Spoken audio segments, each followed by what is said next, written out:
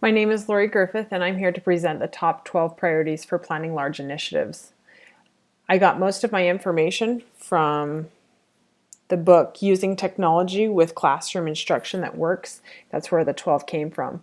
But according to the CIT Ed Research Center 2015, to avoid initiative fatigue, schools must focus not only on introducing new technology, but also on implementing and scaling up new technologies.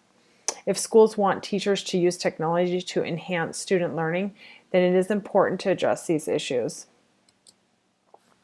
The first initiative is to make sure that you use resources to help you plan. First, taking a look at the state standards and what your assigned curriculum is always smart when you're planning ahead. The second initiative is to decide whether your school will purchase all of the computers or allow a mixture of schools and student-owned computers. It is important to talk with your school administrator on what's appropriate at your school and if the technology resources are even there for you to use. Most students at the secondary or graduate level will already have a mobile device, and often these devices will come with their own connection to the internet. As we're planning our lessons, we need to be sure that our students are thinking ahead before assigning them work using school or their own devices. The third initiative is to decide upon a nucleus of cloud computing services and software tools that will be consistent across the school. A good time to discuss the services and software will be on campus during a staff development day. There are teachers and staff members there all together that can collaborate and share their ideas. This is a way that everyone can leave on the same page. As a staff, they need to decide what some of their long-term goals are and what they want to achieve. According to the Tablets in Education article, the district might want to enhance learning with online resources or tools, or they might want students to have some of the same technology access at home, or maybe they just want to increase test scores on standardized tests. Whatever it is, they need to plan and decide all together. Initiative number 4 is integrate your school's curriculum with instructional technology applications and 21st century pedagogy by identifying research-based software applications and games that can support learning in core content areas. Once again, Staff Development Day is a great time to share any programs or activities that you might have with the other staff members. Teachers will learn best from each other. Initiative number 5 is to conduct regular, specific, and mandatory professional development focused on integrating instructional technologies. My school has spent many hours during staff development days introducing new technology to teachers. These days are mandatory and for all teachers, and everyone's going to walk away with new information. Making them mandatory is a must. Initiative number 6 is to monitor and evaluate their progress. Teachers need to monitor and evaluate the progress of their students so that they will know what is working and what will need to change with the technology in their classroom. Initiative number 7 is to decide how much access students will have to the computer network.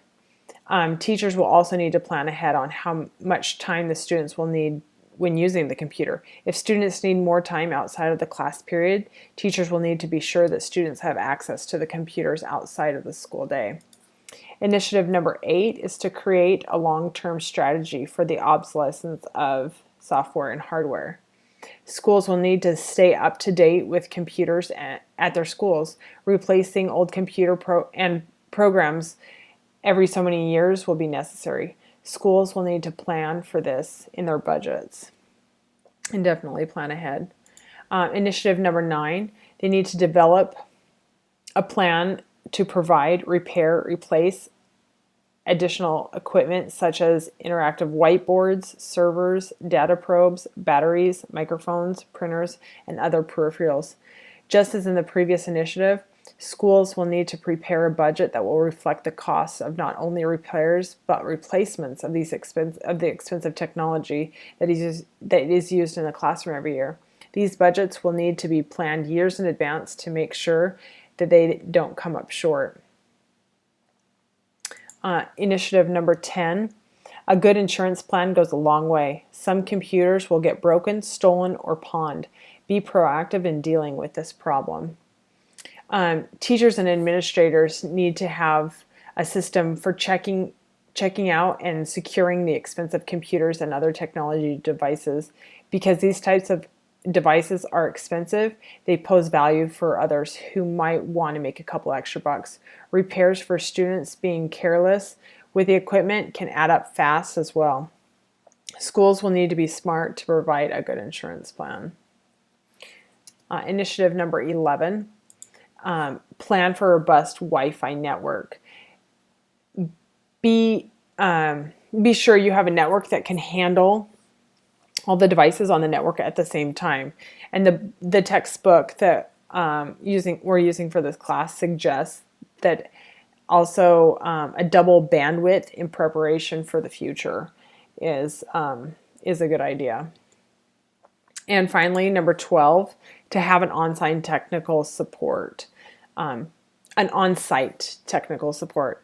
Have a few people on campus that know a little something about the technology that is used. This can be anyone from the ECS, other teachers and staff. Trouble with technology can be so frustrating, especially when you're depending on it and you need it fixed right away.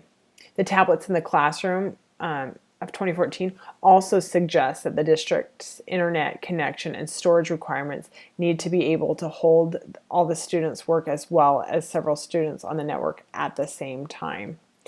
Those are the 12 initiatives for planning large initiatives, top 12 priorities for planning large initiatives. If you have any questions, just let me know. Thank you for listening.